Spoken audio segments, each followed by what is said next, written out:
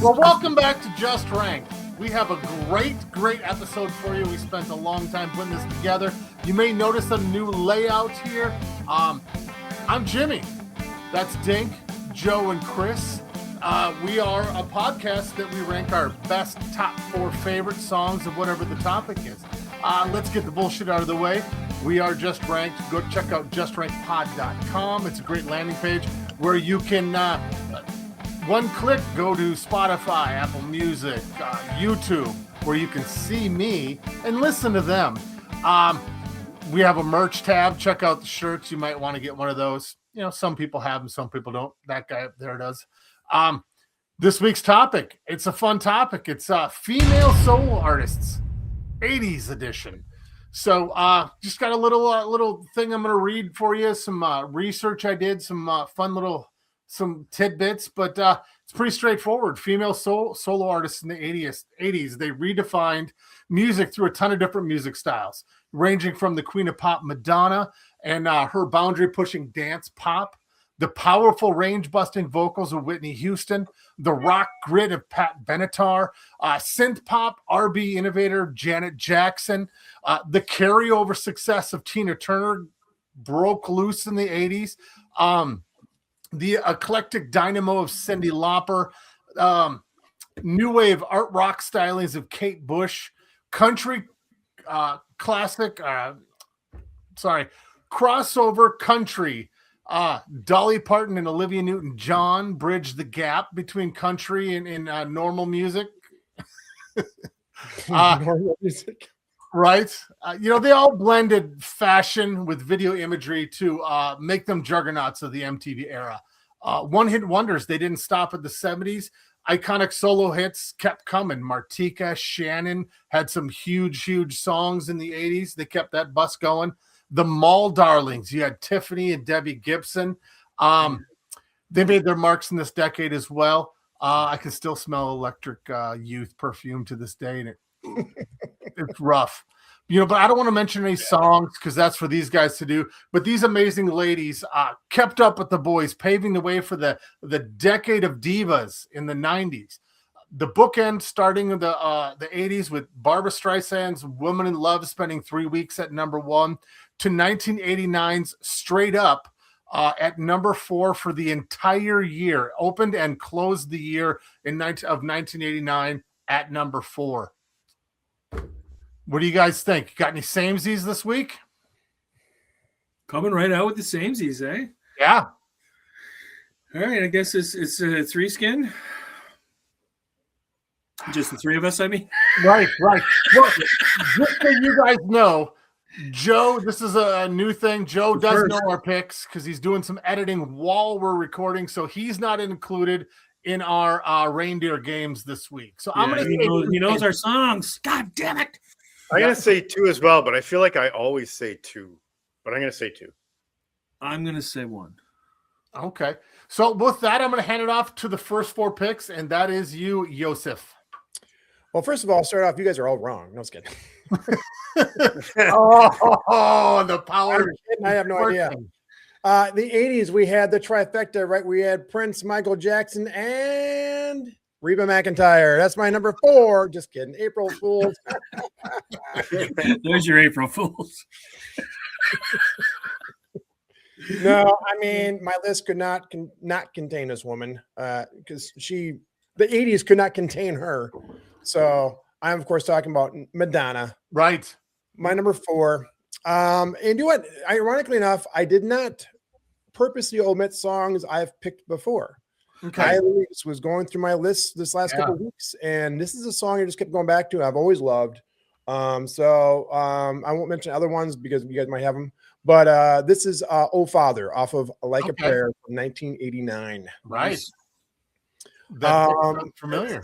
Yeah, that's the 4th single off her 4th studio album. It's written and produced by Madonna and Patrick Leonard, who I've waxed phonetically and poetically about before in the past. That was a long pause. Had to put the wax on. Hit number 20 on the Billboard Hot 100, number 14 in Canada. Fucker. Sorry. I would never do this to you. Right. Well, Liar. It's called timing. yeah, right. Carry on, brother. This song, of course, is about Madonna processing her childhood. Her mother died when she was 6. Her father changed after that, and things became complicated and dark. Yep. But she later said the song was about her conversation with her mother she never got. So the music video is directed by David Fincher. It was about Madonna's attempt to embrace and accept her mother's death. So yeah, again, randomly today, I listened to all my songs I picked, because I love these songs. But while I'm kind of preparing for the show today, and the song came on, and my wife goes, every time I hear this, it just seems so sad. I'm like, well, because it is. It's Right. not a happy song. Right. And again, I love Madonna's imperfect voice when it's not auto-tuned. And this song, I think, really helps the fact that she has her voice and makes it even sound more personal. It's not a perfect singer. It's the perfect voice for the song. But that's my number 4, Madonna's Oh Father. It's a great pick. I had it on my list for Madonna's, so I clearly love it. And So, clearly thumbs I up forgot for to me. do this. No, as soon as you said it, I replayed a conversation that Bink had during the Madonna episode about how her father came to the Vogue or Express Yourself, the video for the live. Truth or Dare. Truth or Dare. Sorry. Just that whole conversation played in my head as you were speaking, so I might have missed some of your notes on that. But yeah, it's a great song. Yeah. Well, to help you, I'll go over all my notes again. So anyhow, it's the 4th single off I promise I won't interrupt this time. Unsubscribe. One of us not interrupt somebody else. Come on, you can't do that. All right, I remember I'm directing this damn thing. I gotta start clicking buttons when we're doing this too now. Number 3, I think we have all waxed poetically about this band, and I'm really going to talk about the band because it's not the singer's name; it is the band's name. Yes. I'm, of course, talking about Sade. This is off Stronger Than Pride. It's her second single from the band's 3rd studio album. This is Paradise. Oh, no, not the same. Sorry. Not the same. Not the same. Oh, I fucking love this song. Did I forget already? Mm-hmm. This is actually Sade's most successful track on the U.S. Billboard. Hit number 16 on the Hot 100, number 18 in Canada, and top 40 in many European markets.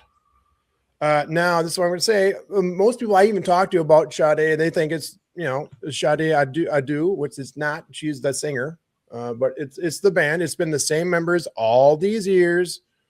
But the members are Paulus Denman on bass guitar, Andrew Hale on keyboards and piano, Stuart Matthewman on saxophone and guitars. And over time, they've had 2 drummers, but they only lasted for the first couple of years. They had Paul Anthony Cook, who played drums from 82 and 84, and then Dave Early from 84 to 85. Since then, they don't have an official member of the band who is a drummer. Yeah. I believe they all do play drums, but no one actually officially plays drums when they go on tour. Yeah, they use a hired gun. Yeah, I would believe if you pull 80% of music fans that might even know, still consider it just her. Oh yeah. Oh yeah. Yeah. Myself included. I know it's not just her, but I always say, Sade, oh yeah, I love her. In fact, it was probably in the notes I sent you. I think we've all said those exact same words. But yeah. The gentlemen in the band all have a heavy hand in writing the music. So right. I mean, so again, technically, then it's not so though. Well, I guess you're right. See, I kind of broke my own line, didn't I? Yeah, you kind of broke your own rules, but that's okay. I scripted this list a couple different times, man. So I would have had her. She's in my disclaimers. So Jimmy. Jimmy's got her too. No, I don't. He's like, see, Joe, you're Nope. I always look at one of these times. I had a different. I don't know what was going on with my head this last few days, and then it wasn't until like 4 o'clock today when I was like, "Oh shit, this is a band." Why even? It's not even the band's name. Is the band's name? It wasn't even a female singer. It was this morning for me, but yeah. Yeah. So I about how it's a band, but we're doing female solo artists. So I tried everything in there. Yeah, I tried everything to get her on this list because I mean we've talked a lot about Sade, and I'm a huge fan. Yep.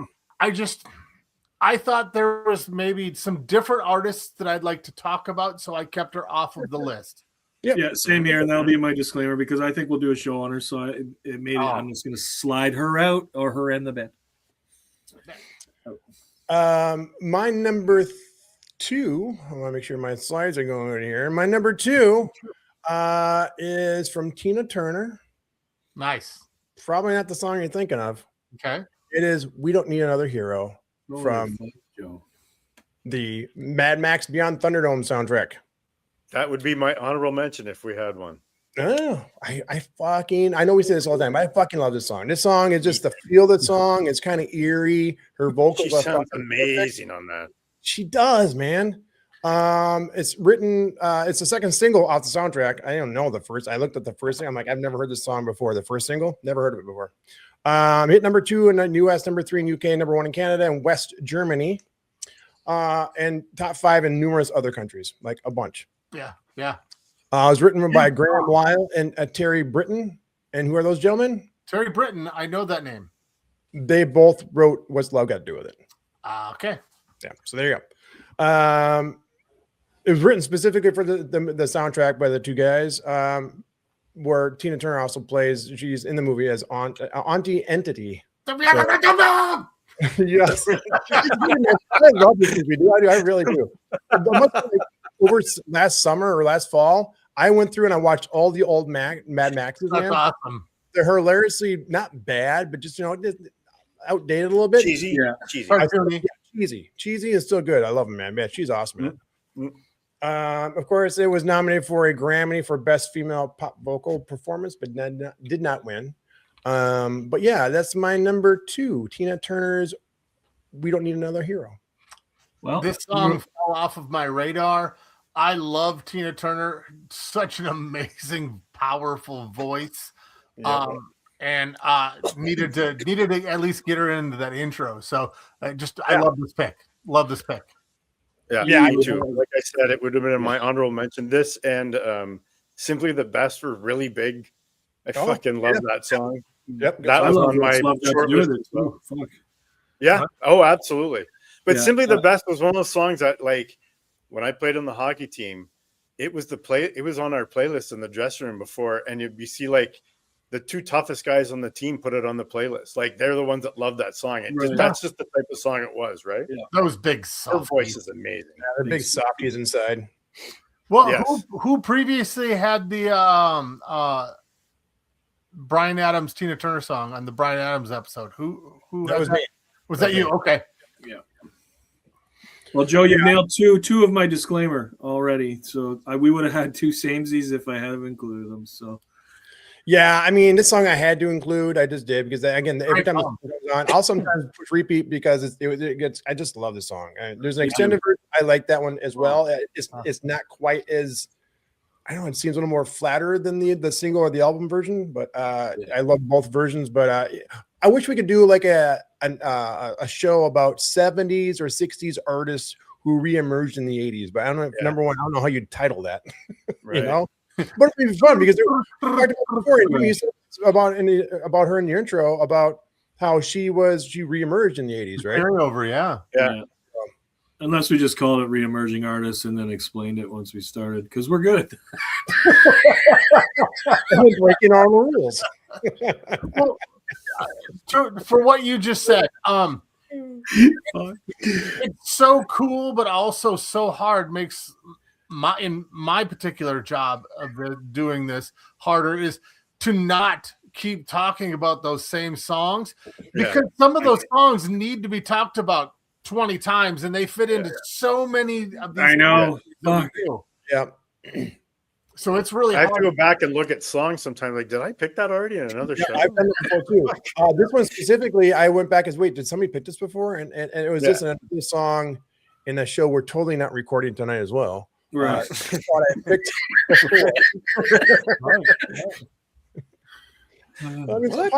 in the same day. This would have fallen well into our 80s soundtrack that we did earlier this year. Yes. Go back and check it out. It may be on there. Who knows? I had some unusual picks for my list. Number 1, we all want the stuff that's found in our wildest dreams. It's kind of in the back of our limousine. It's not him, but he's in it, and he wrote it. I'm, of course, talking about Sheila E.'s A Love Bazaar. Mm-hmm. This song, I've always considered, it's a Sheila E. song, but you can hear Prince's voice. It's more like a duet, and his voice is as loud as hers, and it's like, I really consider this song a Prince song. So, whatever. Right. Again, breaking the rules, right? That's all right.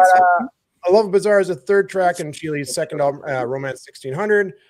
She sings and plays all the percussion. Prince plays everything else but the saxophone, which was played by Eddie M.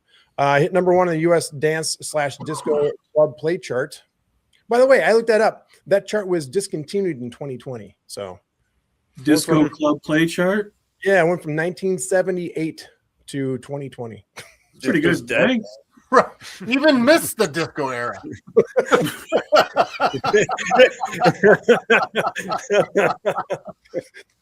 They didn't catch that at first. Holy shit. It's like a good old I like to be in that think tank. Oh, I have a great idea. I know disco's over. Let's do a disco chart.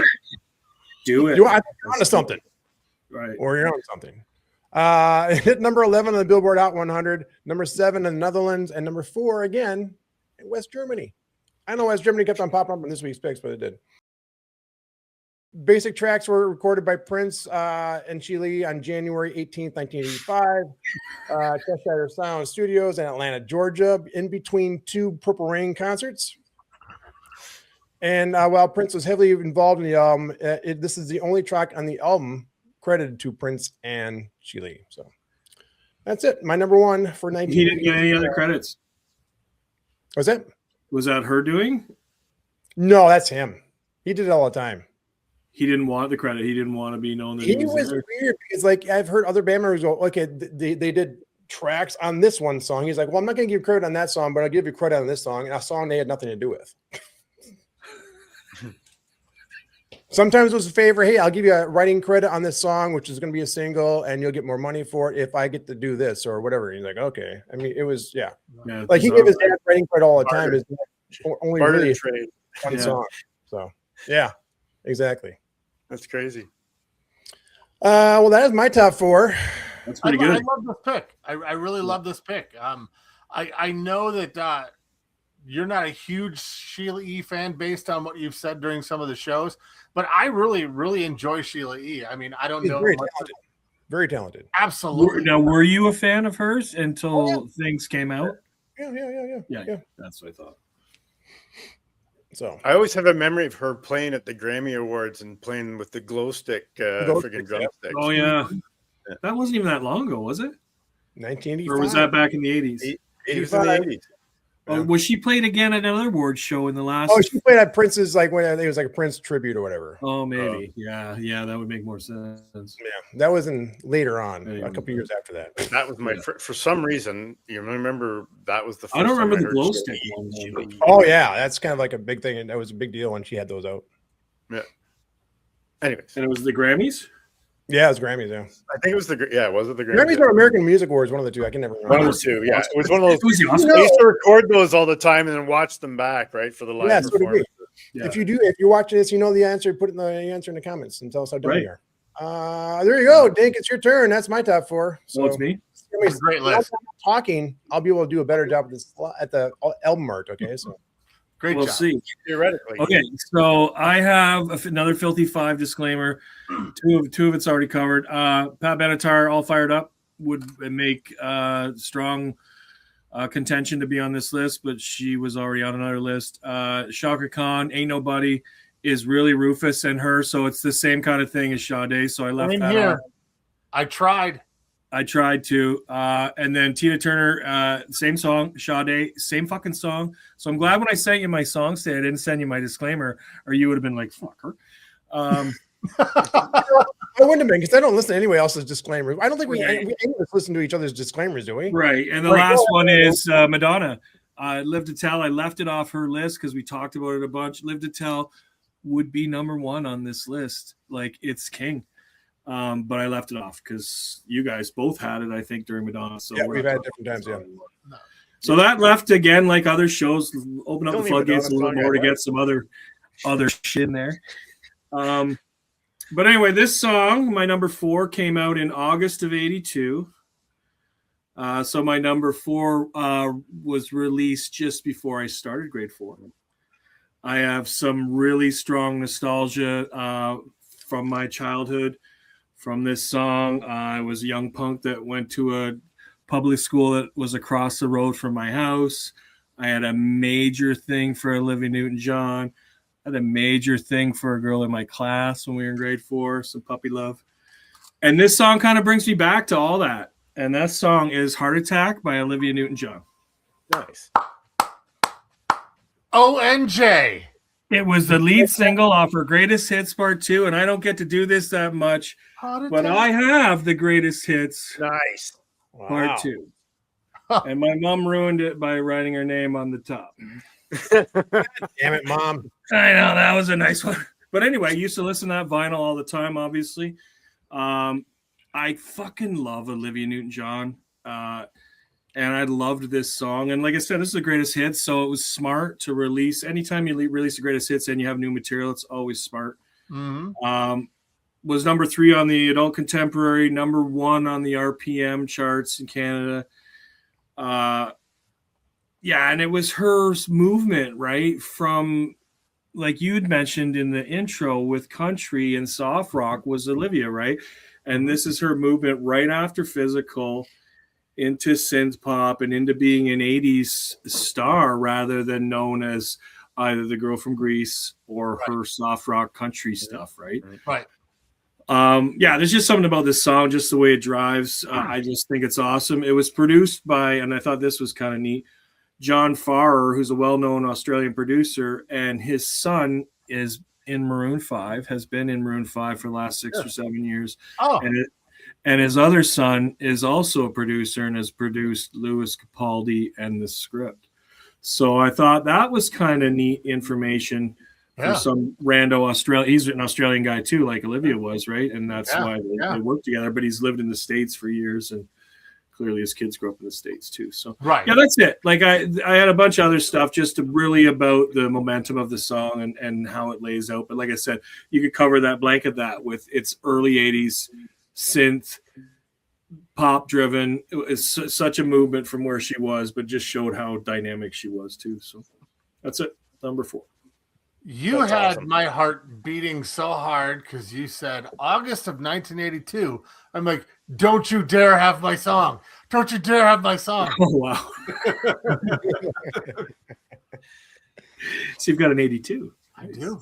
So Olivia Newton-John's one of those ones that my sister got me into by just strictly having the albums and me listening to them. It's one of those ones that I would go into a room and take and listen to. The Greatest Hits album for sure. I remember doing that. Right, and like I said, and this was my mom's, so she liked her too, probably from the 70s. Oh, it's one of those ones that my mom would be okay with it being on. My dad would be okay with it being on. Oh yeah, my mom had a record. I forgot about that part. Olivia. That's why you like that album. You should see the physical inner lining. Is it a fold out too? Oh yeah, she's swimming with dolphins sexually. Nice. It's crazy. Sexually. I'll send you a picture afterwards. Is that legal back then? Fair enough. But anyway, in Australia, I will move on. Time, man. You got nothing else to add? I'll move on to number 3. I love ONJ. Number 3 is kind of out there. I think I mentioned if we ever did a Guilty Pleasures show, and I know that's hard for us because we don't really have. If you're a real true music fan, I don't think you have. I don't have any. They're just pleasures, right? I was thinking about it. I think I used Guilty Pleasures before when I was embarrassed to like something. Right, and this person kind of falls in that because this is high school, but no one that I knew was really listening to Taylor Dayne. But I fucking other than the radio, I fucking love Taylor Dayne. I love Taylor Dayne. So this will be your shelter is number 3 from Taylor Dayne. Right. It's from her 89 album, Can't Fight the Fate, and that's her big one, right? With Don't Rush Me, and did I even write them down? I don't know if I did. I hate when I Tell It to My Heart. Don't is the only one I wrote down. Don't Rush Me. Love Will Lead You Back is the ballad, and there's another one. I don't know. I'll think of it while I'm talking. Show me you're the only one. But anyway, huge album in '89 for her, right? This single wasn't released until 90, but it kind of skirts the rules because we always go by album now, or I do anyway. Written by Diane Warren, so you know it's going to be a well-written song. And this song hit number 4 on the Billboard Hot 100. Big crossover here, was number 4 here as well. Dance pop, power ballad lane, soft build-ups into punchy chorus, and her fucking vocals. And she's really active now on social media. And I follow her, I think, on either TikTok or Instagram. But yeah, she's still going. She can still belt it out. But yeah, that's it. Like I said, before it was kind of like it almost fell in with Roxette. Actually, more friends were listening to Roxette than they were Taylor Dayne. Yeah. So it was like, fuck, I'm out alone over here. I'm not telling anybody I love Taylor Dayne. Nice. Now I don't care. I love Taylor Dayne. That's a strong pick. She was a big part of the late 80s. I mean, she was huge. Radio airplay constantly. Yep. Yeah. And I remember that "Tell It to My Heart" video. Like, oh yeah, she's got the big hair, the big vocals, right? The big, big mouth. Yeah. For some stupid reason, I remember watching Rick Dees. Remember Rick Dees used to have a countdown on, and him saying Taylor, oh, what a bod Dane, who's coming in at a number. For some reason, that is stuck in my freaking head. I don't even remember. That's probably inappropriate now. She was massive, right? And canceled. Great voice. Rick Dees, weekly top 40. Yeah. Weekly top 40. Yeah, that's what it was. Yeah. Yeah. We get it on, I think, one of the Buffalo stations. It would be on. Every time I hear Rick Dees' voice, I think of La Bamba because he's the one on the radio in the movie that announces when the plane crashed. Yeah. I didn't know that. And when he's working under the car, his brother's working under the car, and he hears it on the radio. Dead. Yeah. Big Bummer. Buddy Holly. I didn't know that. Richie Valens. Did I know that? The things Richie! You learn listening and watching Just Ranked. Anyway, my number 2 is also a little bit out there, but I love this track. And this is Self-Control by Laura Branigan. Nice. Didn't think you'd hear Laura Branigan, did you? Oh, I knew she was going to be on your list. She's on my short list, man. She was on my short list. Yeah, this song, right? The big hit after Gloria. Peaked at number 4 on the Billboard Hot 100. It's a cover. There was another song by the original artist out the same year, charting somewhere else in Europe. Again, I don't think I wrote it down, but whatever. Italian artist rest. So maybe it was charting in Italy or charting in Europe anyway, or maybe even in the UK. I did not write it down. Don't give a shit. This song helped her solidify her 80s presence, so she wasn't just Gloria, a one-hit wonder. She's kind of a 2 to 3 hit wonder in the end, so whatever. More than one. But yeah, no, I don't know. There's just something about the way this song drives too, with the synth and the drums, and I like her voice. I think it's cool. It's a club track. It's got that nighttime feel, you know what I mean? It's been used in TV and movies, and it always kind of fits, and you're like, oh yeah, I fucking love this song. But anyway, that's what I do anyway, if I'm awake in my recorder. I knew you were going to have her on your list because you've talked about her 100 times. I make jokes about her every time we do anything 80s. I'm like, Laura Branigan, and you guys are like, what? Yeah. Like, fuck. No, I love. She was on my short list. I had a couple of her songs. Like you said, I think all of her hits. I think I had on her list, which was 3 or 4. Without Gloria. Right. Gloria. Yeah, it kind of got killed. And not because that's a bad song, just because it got killed. Jenny plays it all the time. Still? Gloria, yeah. Still? Oh, how do you feel about that? I can't. And then the St. Louis Blues had it as their theme song when they won the cup. And I was that was a little annoying for me. All right, enough of this. Enough of Laura.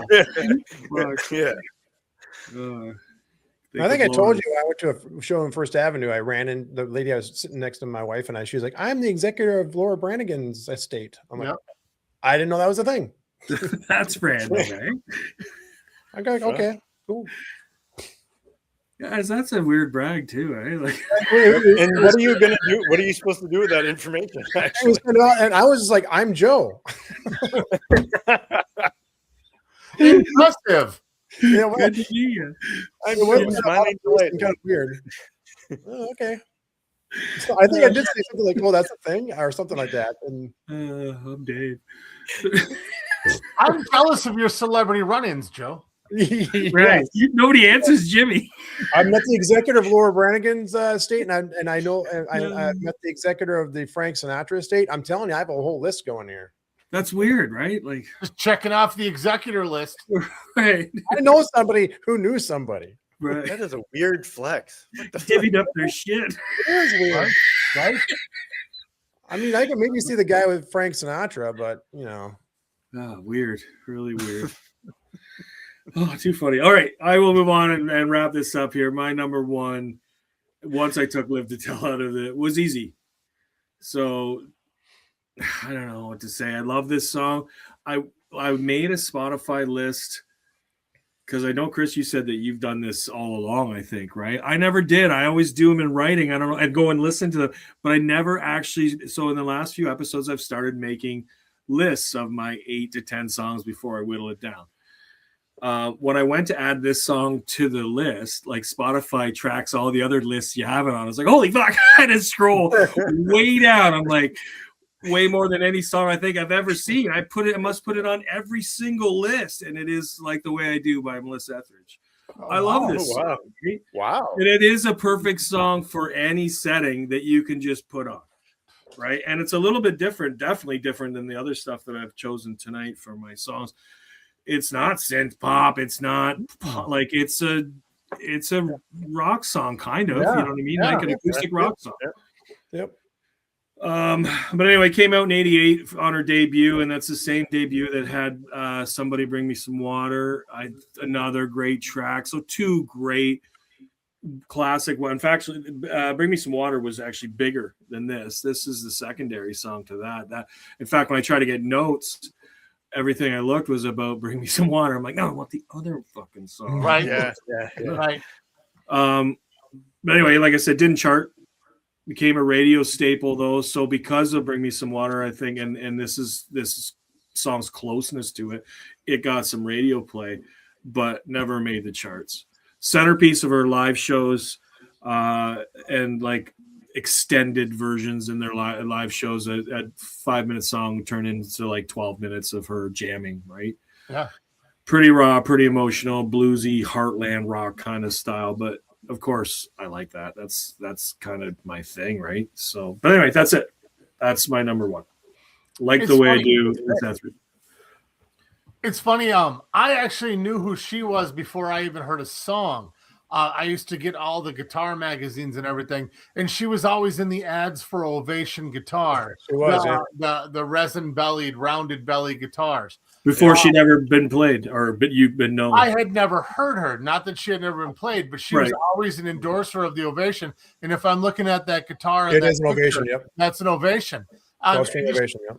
Always saw her as one of the endorsers of Ovation. So I knew the name before. I'm like, oh, that's the song that she does. Okay. Yeah.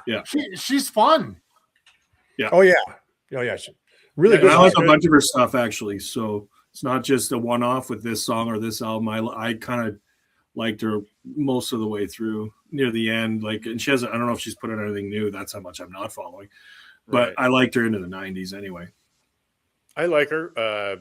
She was everywhere, man. She was like all over radio play. Like for a while. Yep. Yeah. You could not, if you listen to music or radio at all in that time period, you could not hear one of her. Oh, in the 90s, I'm the only one. They played it so much, right? Like, oh yeah. I've never seen her live, but I've seen plenty of clips of her playing live, and she's really good. Sounds really good. Looks, absolutely. Yeah, great pick, man. And as David Crosby's kid. I keep forgetting about that. Yeah. Random was the surrogate. Yeah. He's the surrogate for their kid.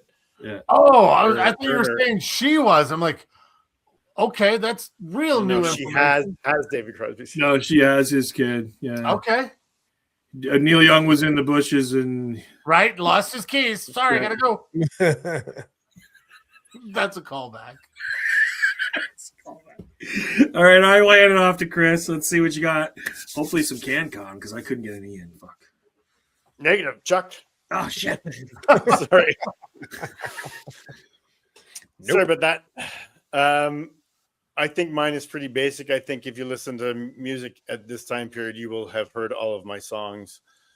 Jump right into it. I'm going to go with my number 4 is Belinda Carlisle's Mad About You.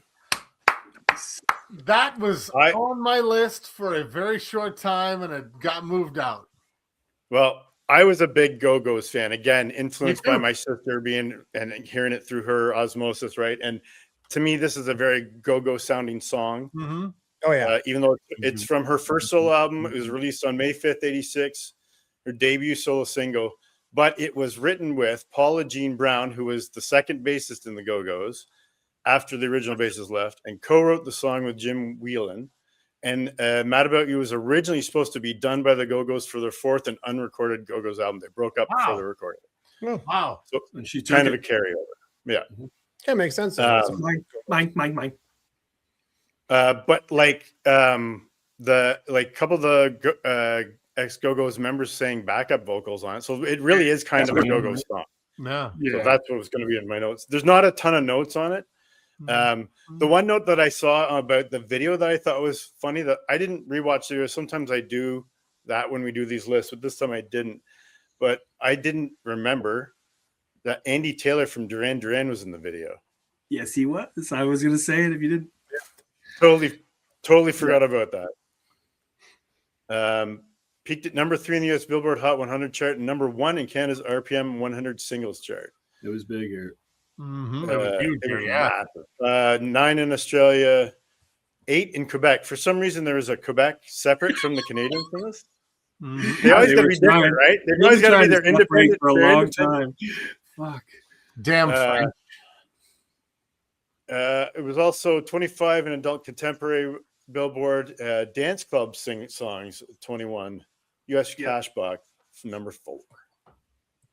But I love Belinda Carlisle's voice. I still do. I think she's amazing. Mm-hmm. Oh. Well, I have a Belinda Carlisle story. We listened to her will. Or I was just gonna say, do you know her executor? Well, I am the executor of her will. So, 3 of them. We listen to the Sirius XM 80s on 8 countdown all the time, and if the Go-Go's come on or any Belinda Carlisle comes on, I tell my wife, "Shh, my girlfriend's on." Nice. So yeah. She'll sit there and not say a word, and she's like, "You know how hard this was." Oh, like.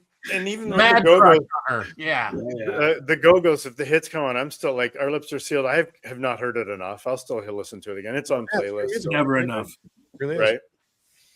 I like Head Over Heels, Turn to You. I think that from their 3rd album or 4th album. So good. Yeah. She was also inducted in the Rock and Roll Hall of Fame with the band in 2021. That was all of my lists or all of my notes for if I remember correctly, was that Drew Barrymore that inducted them? It was somebody that's famous that was a big fan of them. And I think it was Drew or Kate Hudson. It was somebody known and somebody blondish. Well, Kate Hudson is a musician. She did that stuff with her husband, ex-husband. Yeah, she didn't induct the Black Cross. Yeah, probably not. Probably not. Actually, I think she just released an album here recently. Yeah, she did. She was in that we call it Neil Diamond's movie. Yes. No, but she has an actual album. Yeah, she does. Yeah. Yep. Mm-hmm. She puts out music. She puts out music. She puts out. So do I. Your thoughts on that? Yeah. So do I. But yeah, no, that's awesome that they're in, right? That the Go-Go's yeah, in. Absolutely. They were huge. They were a pop sensation. Oh, yeah. Fucking right. Yeah. All right. I didn't have any disclaimers. So my number 3 is Pat Benatar, Love is a Battlefield. Oh, it was hard. I fucking love her voice. It is so good. And this song is big. She's just a little bit. I know we'll probably do stuff about her. 2 multi-platinum albums, 5 platinum albums, 15 US Billboard Top 40 singles, 8 straight platinum albums in Canada. Just fucking amazing, right? Like, fucking right. And this song was written by one of the writers of the song was Holly Knight, who also wrote Ragdoll by Aerosmith. Oh, wow. The Best. I didn't know that. You Better Be Good to Me by Tina Turner. The Warrior by Scandal. Oh, wow. Yep. Yeah. Bang, bang. Bang, bang. It tied with We Belong as her highest charting single in the United States. It was number 1 in Australia, number 1 in Belgium, number 2 in Canada. The Dutch, number 1. Yes. US Huge. Billboard, number 5. Obviously, the songs are like, the video is, I don't know, you guys obviously remember the video. So dramatic, but so well done. It's a little bit cheesy, but like the 80s videos they were so well produced. I think that Yeah, and it's such a, you can't not think of this video when you think of this song. I can't. Right. And it tells the story of the song, right? Like, Right. Anyways, I love her voice. I love everything she does. She's just fucking whatever. And she works with I don't have a Gerardo. lot of notes on this. Sorry? And she works with Gerardo. Right? Gerardo. Is that her husband? Neil. Suave. Neil Geraldo. Yeah. That's a call. Geraldo. Yeah, this is a callback. I'm full of them. I love She's this. got 36 million albums worldwide sold, and she was inducted in the Hall of Fame in 2022. Fucking rightfully so. Absolutely. And now that is pretty fucking late, in my opinion. Yeah. Yeah, so people got in. Yeah, well, We say that all the time about artists, but definitely with her, that's. Yeah, I'm sure we'll get into that in a few weeks if we do an episode on the Hall. I didn't have this song, but I had my number 5 song. I had a different Pat Benatar song, so I won't say what it is in case Jimmy has it. But yeah, No, I can Yeah. say it. Joe, go ahead and say it. I don't have it. Oh, I forget what it's called.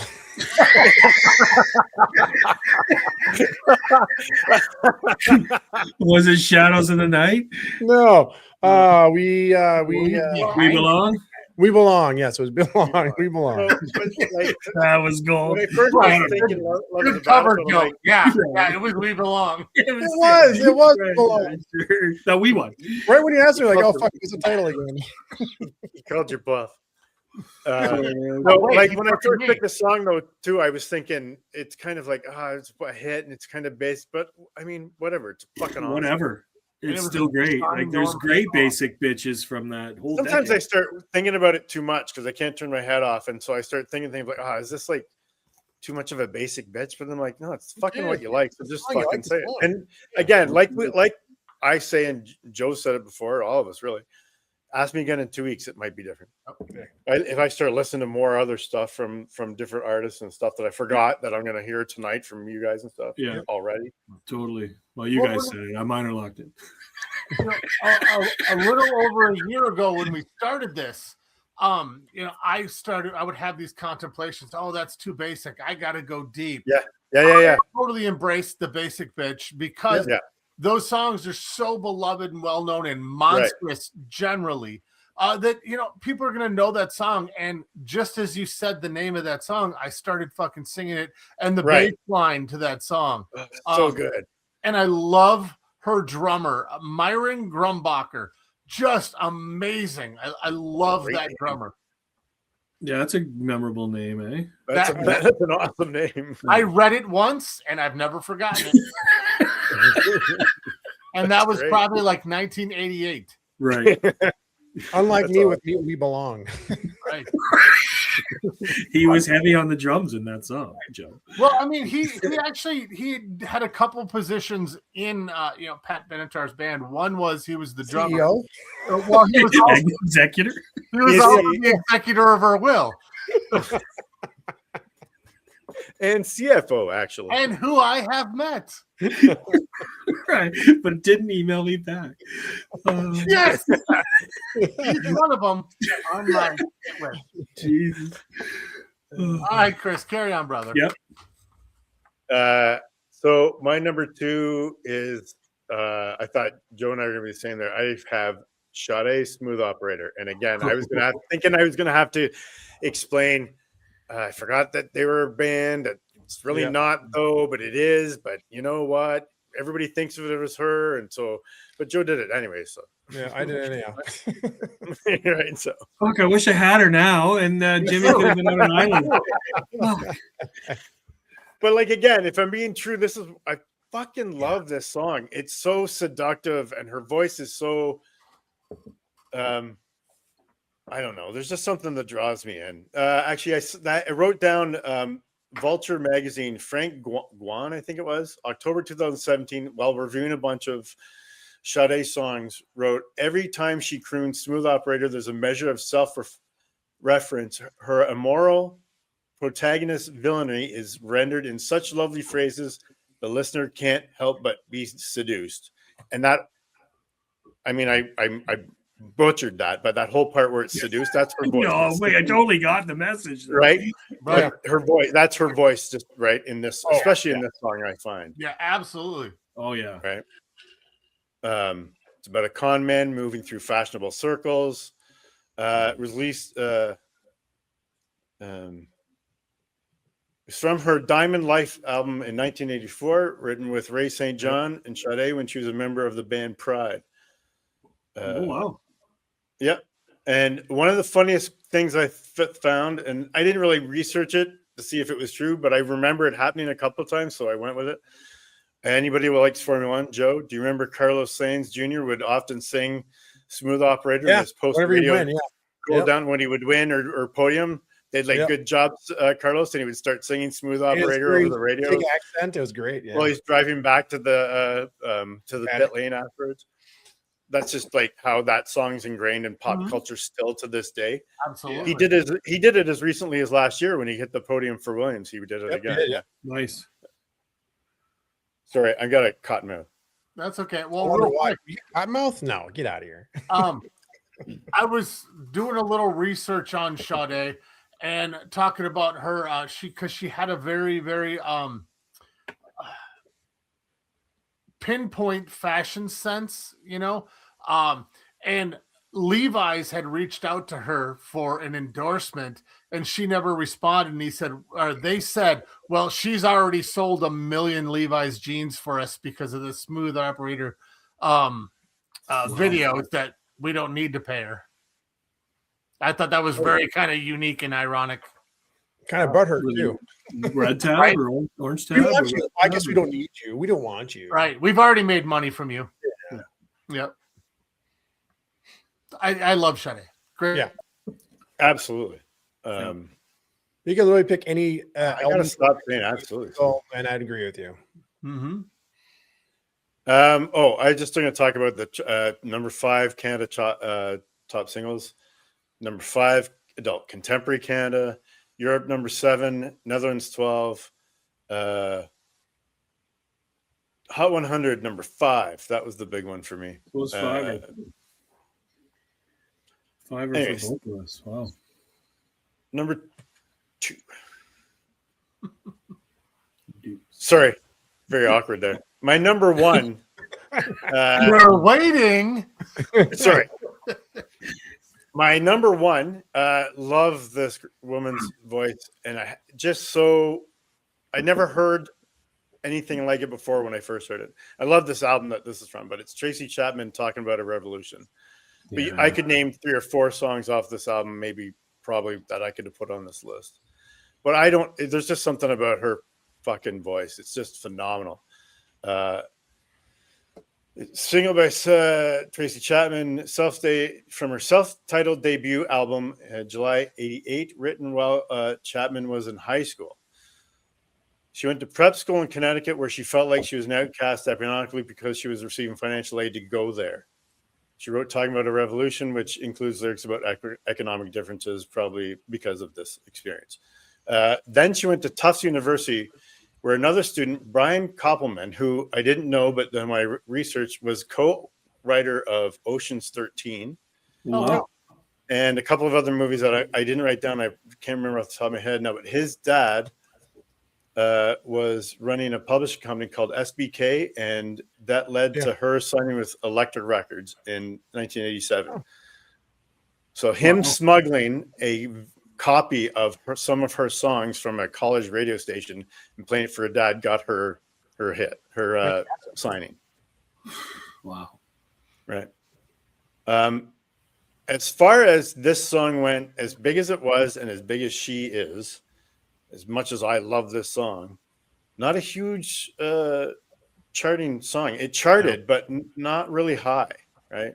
Certainly not a fast car, right? 12 in Italy, 18 in the Netherlands, but UK singles 85. US alternative airplay 24, Billboard Hot 175, which 75. just seems so for how much it was played, and you would see the video and airplay on radio and how good it was and how amazing she is. Yeah. Anyways, that's my number one, and I don't have a ton of notes on it. I didn't want to talk about it. Oh, no, that's a great pick. I thought about Baby Can I love her voice, yeah. Baby Can I Hold You Tonight, not Fast Car. I think what's his name's killed Fast Car for me. But, right. Yeah. Baby Can I Hold You Tonight, though? Baby Can I Hold You Tonight is so good, right? It was on my longer list. Well, I mean, I have one note on that. Whenever I hear her name, I just had to look up the actress's name. Excuse me. Whenever I hear her name, I think of Kim Wayans from In Living Color doing that skit about her by the window riding the car. Yeah. That's so good. Down there. Every time I hear her name, I think of that scene. So they should bring that show back. Is that show syndicated anywhere? Is it streamed anywhere? I don't know. Actually. I have no idea. idea. Would watch that show again. Absolutely. I got to stop saying that. Absolutely. Yeah, good pick, man. Absolutely. If nobody's got anything else to say, that is my list. I pass it on. Good 12 so far. No samesies. And there's going to be no samesies, so it's a goose egg on the samesies. I win. Right? Right. Well, we didn't count you. You're not allowed to win. So this was a really fun list. I do have a dink disclaimer. I wanted with all of my heart to have Sade on this list, but I looked it up and they do call themselves a band. So I did not. I excluded her, and I emphatically wanted to get Pat Benatar on this list. And I wrote down a quote here I'm going to read. Pat Benatar was billed as a solo artist, but she viewed her career as a band partnership with her husband, Neil. Yeah. Did not want a rotation of musicians for every album. That is a quote from her on today.com. So nice. I excluded Pat Benatar to much dismay because I adore Pat Benatar. No, I love a good technicality. I love it. Yeah. So I love right, we belong. I mean, but yeah. So that's it. That's it. And then one more disclaimer. It's with a really heavy heart and sad feelings. Is I have to say this is gonna be my last show on Just Ranked. What? Just kidding, April Fool's. What? Already hard. So, Chris, didn't see that one coming. All right, so I took show.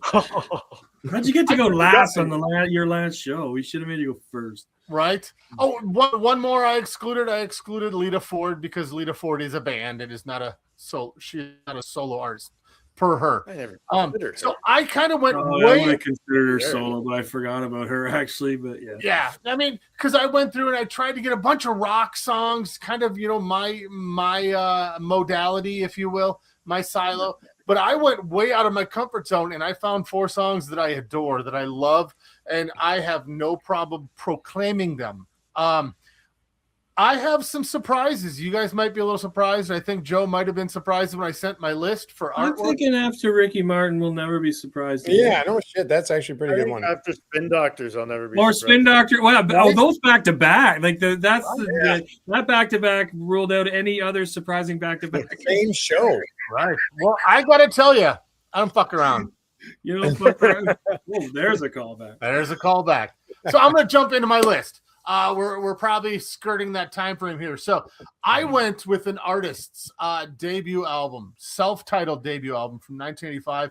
I love this song. It's just her and an acoustic guitar. It has kind of this weird kind of Queensryche Empire guitar theme. Joe, you might have remembered when I played this album a lot when it first came out. It is Suzanne Vega, Small Blue Thing. Ooh, wow. Oh, Wow. I love the song, and I will search it out, and I will play it hundreds of times in a year, not just once or twice. I have the album when I first started collecting vinyl with my wife. This is one of the first albums that I sought out, and I found it the first day of shopping, and I was so excited. Nice. So that was easy. Crate digging's easy. Right? So that was one of the first, I'd say, 10 albums vinyl that I purchased. So I love this song. There's not a lot of information on the song because it is a deep album track. Right. It was never released. I think the only song that was released on this album was Marlene on the Wall. Oh, this is the one with Luca? This is that's the next album. Album. Later. Yeah, and Tom's Diner. Right. Yeah. But the song, it's really straightforward. It's a impressionistic metaphor about her being a small, cold object to be loved and to be desired and to be wanted. It's about vulnerability and intimacy or being held or manipulated, because you could actually take the words to be that she's kind of being manipulated or she's manipulating someone, that she's small and frail. So I love this song, and hopefully you guys on Spotify or iTunes or Amazon got to hear a little excerpt of this. Joe is really good about putting that music on there. But yeah, that's my number 4. Great pick. This is no surprise. I to be honest with you, this song fell off my radar, but as soon as I saw your pick, I was like, oh yeah, this makes complete sense. It came right back to me. I know this song, to be honest. I don't think I know this song. If I heard it, maybe, but by name, or I can't. I think I might have only known the Tom's Diner album from her. I think I'm the same. I would sing it, but we were told not to sing on the show anymore. So you were told. I'll sing. Okay, here goes. Operate, by the way. You might know it all of a sudden. You were told. I can't play the drums on the desk anymore. I'm not supposed to clap. I've already clapped like 3 times. Just here being a fucking mute. Right? He's like, great job. I like it a lot. So, all right. I'm going to go to number 3. And it is a same artist, but not the same song. I'm going to start with saying my wife is a ginormous fan of Olivia Newton-John. She has come into my life as a welcoming surprise because there is a shit ton of songs that she has that are really amazing. Yeah. Outside of the Grease soundtrack, I can't stand that movie or soundtrack. Just saying. Yeah. Disclaimer. But this song, what's that? Yeah, I've grown to like it. Yeah. I couldn't stand it when I was younger, but I've grown to like it. Yeah, even though I loved her, right? Like, not a fan. Well, let's talk about Grease 2, though. Now that's the shit. No, let's not talk about Grease. Is that Michelle Pfeiffer? It is Pfeiffer. Pfeiffer. That's fine, but it is not. Well, let's not. Yeah, no, I don't think. I don't think. Well, this song comes from a soundtrack as well. The song is "Twist of Fate." Nice. I love this song. It's a little more rock edged. This is probably as close as rock as you're. Well, my number one's pretty rocky, but I really, really love this song. My wife does play this song a lot, and I snap my fingers and tap my foot, and I love it, and I sing along with it. There's not a lot of information on it except about the movie, so I'm going to give you the movie summary. I hope you guys might enjoy this. You got to remember this was 1983. So the movie summary. Where do we go? Where did we go? I'll do it from memory. So, Olivia Newton-John is a bank teller, and John Travolta is a bank robber. During the transfer of money to John Travolta, Olivia Newton-John gives him deposit slips and keeps the money for herself. Bitch. He runs out of the bank. Somehow they end up in an accident and they both die. They're in front of God, and God says, you two have 1 week to prove that you could, give a shit about each other, or I'm going to kill all of humanity. So they get sent back down to Earth. They don't really know each other, but it's kind of like recollection, and they find a way to save humanity in 1 week. That's it. That's the summary overview. Is that real? That is a real movie. Twisted sounds like Okay, an I SNL don't think skit. I've seen it. And I love that song, and I like that video, and I remember that a lot. And I think my sister might have had a cassette, but I don't think I've seen that movie. After you explain, I don't remember any like Save Humanity. If I ever saw it, I put it out of my memory. Yep, that is the movie. I would have watched it for her, but yeah, he bugs. But yeah. So I mean, there's a little bit of notes. David Foster produced this. David Foster was a big, huge, ginormous producer. Made many Grammys. Grammys. He had a pretty successful 80s. Yeah. Yes. There was a slight scandal for her Grammy win for New Artist of the Year. You think? Yeah. Well, MTV had to verify that this song was in heavy rotation. Heavy rotation since December 83. Because it was the 84, that's when the song became a hit, was in 84. And it wasn't for Artist of the Year. I'm an idiot. It was for Best Video Short Form. And yeah, that makes more sense than Best New Artist because they clearly had to verify that in the 80s. But there was a scandal for the Grammys as well. Yeah, there was a scandal for the Grammys. My notes are all jacked up. I have no idea what I did. It must have been the meth. Dang. Do I need to bring up Jethro Tull? Probably the meth. The song was used in a 2017 episode of Stranger Things. It was included in the soundtrack. That soundtrack did chart as well. But yeah, she did lose the best video to David Bowie, Jazzy for Blue Jean. Oh, yeah. That's my notes. I apologize to you guys for messing up those notes. I normally We've all done it. Inexcusable. I can't believe you did that. I was using a different pen. I was writing in Swahili. I don't speak Swahili. So, all right. So, moving on past my faux pas, or fox paws, as my wife calls it. Fox paws. So, number two. This was such a great album. I loved this album. Anything past, I didn't follow along past that album. I adored Jody Watley. Nice. And the song is Don't You Want Me from 1987. This was a major, and her biggest crossover hit from top 40 to the R&B soul charts. She started out as a Soul Train dancer. And then in 77, she joined the band Shalimar. And this is where the notes got messed up from Olivia Newton-John. So now you're going to get a Olivia Newton-John was not. And then she was in a movie with John Travolta and right. So Samuel Jackson. She was in the original lineup of Shalimar. I'm not even drunk. I've had 2 beers. It's the man. She won the Grammy for the Best New Artist in 1988. Controversy. She originally had 2 or 3 albums in the UK under the name Jody. So this was her during Shalimar or before Shalimar? Before Shalimar. Oh, wow, that should cancel her out for sure. Right. So she won it under Jody Watley being the Best New Artist of 88. I don't know why I transposed those. She's also been an XM radio host since 2023. She has her own show. We've listened to it several times. She's pretty funny. She has her own day in Georgia. It's Jody Watley Day. I didn't write down what day that is, but unnecessary. Right.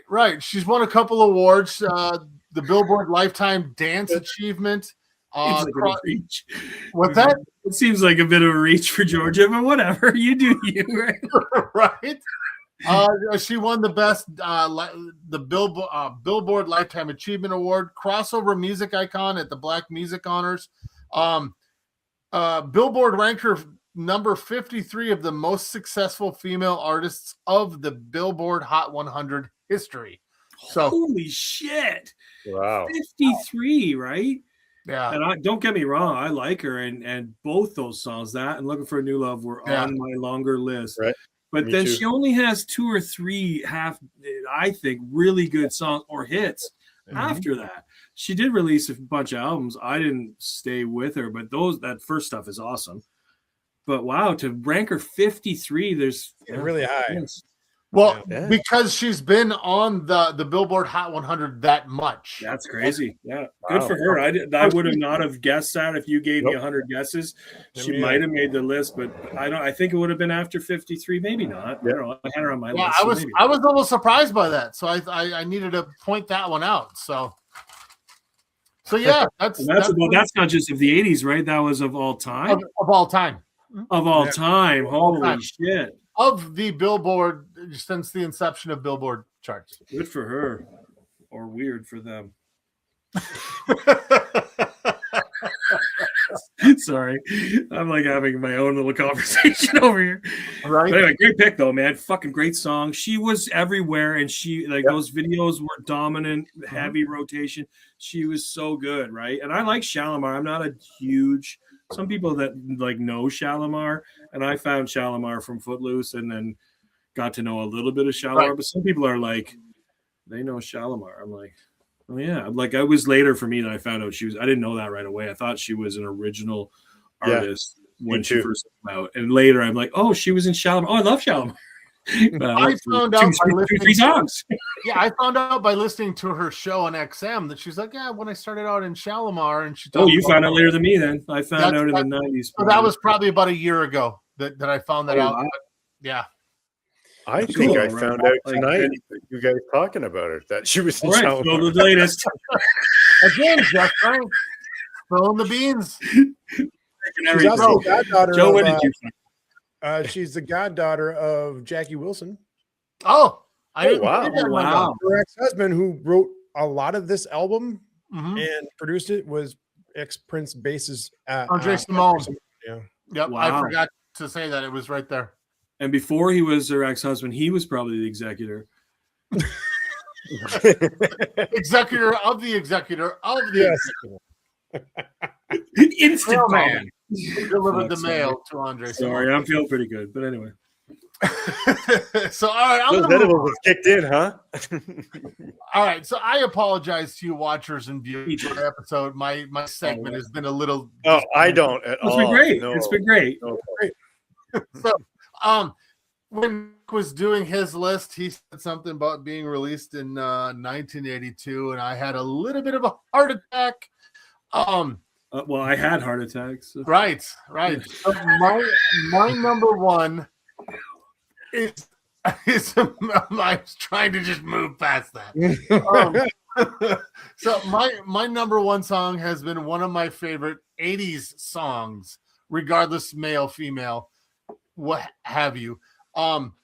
It's Frida, Something's Going On. Oh wow. I wondered if anyone would have this.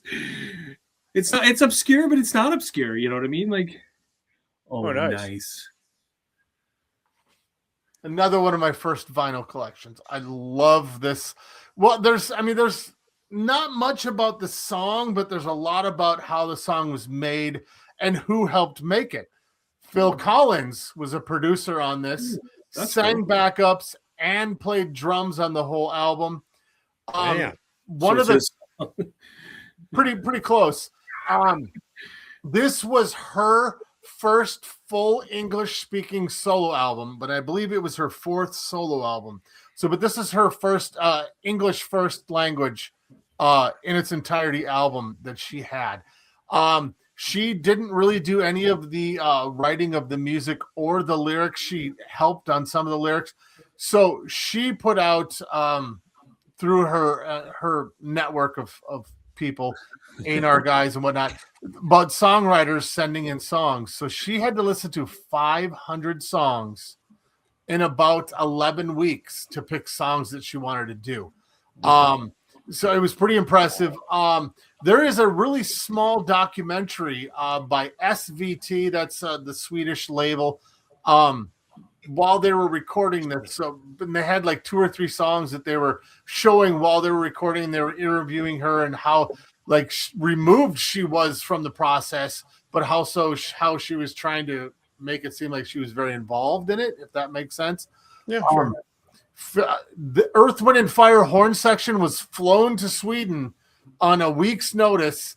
No music was written for this album until they were like getting ready to land. They had 30 minutes by the time they landed and get to the recording studio. And Hugh Padgham put together the horn sections and whatnot in 30 minutes. And Earth, Wind, and Fire came in and put it all back together, corrected what was kind of missing. And there's no horn section on this song, but the album, there's Earth, Wind, and Fire played on. Isn't that crazy? 1 year before recording this album, she had no clue who Phil Collins was. Her friend's daughter brought a tape over and put it in, and she's like, "Oh, this is all right." And that's from the documentary. She's talking about, I had no idea who Phil Collins was. Wow. And then he comes in and makes this powerhouse song. The drum beat in this song is just amazing, normal Phil Collins fashion. To the layman, it sounds like it's kind of a basic thing, but if you really listen, there's a whole slide to everything. Everything drags along, and there's ghost notes, and I love this song. Yeah, nice pick, man. Yep. Now, was she up for new art after those other language albums? No, she was not. Well, considering she was in ABBA for 10 years prior to this, and she had 4 solo albums before this. But here's something interesting: the ranks, the chart. Where did this chart? It's going to be hard to believe, but Sweden, Finland, and Norway loved this album. Oh, that's weird. Go ahead. No, was it number 1? I was just saying number 1. Number 3, number 7, and number 3. The U.S., it was number 13, Billboard 100. The Dutch adored Frida, number 3. France, number 4. The only country that had her number 1 was Belgium, but it did spend 29 weeks on the U.S. charts. Nice. Yeah. And I think it's got more tread as we've gotten older than I've heard it more in my older years than I did when I was younger. Oh, I remember it playing on the radio all the time. Oh, me too. Yeah. Just loved when we were young. See, I don't remember it. I don't like where did it? Where was it in Canada? Where did it chart? It did not chart in Canada. Wow. Okay, so that makes more sense. Chris, do you agree? I don't like. I know the song clearly. I love the song. I don't remember. Yeah, but I don't remember it. It wasn't in heavy rotation here. Nope. And then older life, I was like, "Fuck, how did I miss this song?" And then I always forget about it. And then when I hear it, I was like, "Oh, I like that song." And then on and on it goes, right? Forget about it. Yeah. In and out. It's an in and outer, a bank robber. From deposit slips. Oh yeah, we're gonna die soon. You're right. Don't worry, we'll save all of humanity. What do you think, Sandy? It's electrifying. Exactly. Fuck. Anyway. Whoa, don't touch that. Right. So, all right, you guys have anything else to say about this? I got nothing. That was 6. So no one's the same. 16 great songs for the 80s. Like across the board, different genres, different styles, different everything. Yeah, it's great. And Joe, what were we gonna say? Number 1. Number 1. Number 1. Number 1. Number 1 in Canada. No, I'm just joking around. Oh, April Fools. No, I thought you'd catch it right away. Just something being stupid. And your number 1 is? That was my number 1. Wait, I was like, did I not say a song? Did I only say 2? You're missing a song, Jimmy. My notes are all just jacked. I have them right here. You're clearly missing one. Add another. We belong. That's awesome. So, all right. The 80s female soul artists were spectacular. They kept up with the boys. They did a fantastic job. And it was fun, right? It was a fun thing to dive into. Yep. It was actually more fun than I thought when we picked it. I was like, this will be okay. Oh, I was the same. Absolutely the same. I knew I'd love this one. This is great. Yeah. The only thing I really want to say in closing is I think it's sad that we have to differentiate between the two genders. Music is music first. It should always be amazing. But unfortunately, we live in a society where they have to be separated. It's horrible, nonetheless. But there's one thing that I want to start doing when I host is I have a quote from a musician that I just kind of want to wrap up the show. This quote is from Miles Davis. He says, "Don't play what's there, play what's not there." Yeah, I've heard that before. With that being said, we are Just Ranked. That's Chris, Dink, and Joe. I'm Jimmy. Thank you so much for joining our idiocy. Check out JustRankedPod.com. Listen to this great theme that Joe put together for us. With that being said, go fly a kite. What the? Go suck it. Go fuck yourself. Yeah. I'll change it up every week. Just Ranked is researched and produced by the Just Ranked crew. Edited and mixed by Joe Burkle. Socials and marketing by DJR Media Services. Theme music by Blue Joker. If you're enjoying the show, please set your podcast app to download new episodes and help spread the word by leaving a review and tell everyone you know to listen. Oh, yeah, right. Well, I tell you what. Why don't you go fuck yourself?